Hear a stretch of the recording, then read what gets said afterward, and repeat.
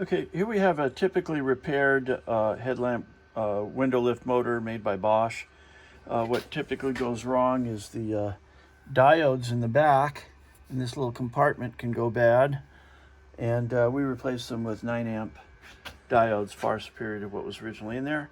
As well, of course, they're designed to go 180 degrees and stop, and we're doing here exactly what the switch does. So go ahead and energize it.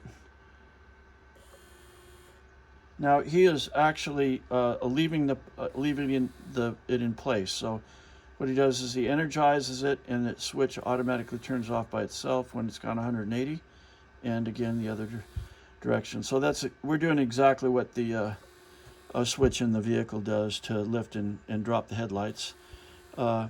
New brush plate in this one, new diodes, all cleaned up, and we're about ready to reseal it now. Put that gray silicone back on it to make it waterproof. So working fine. Thank you very much.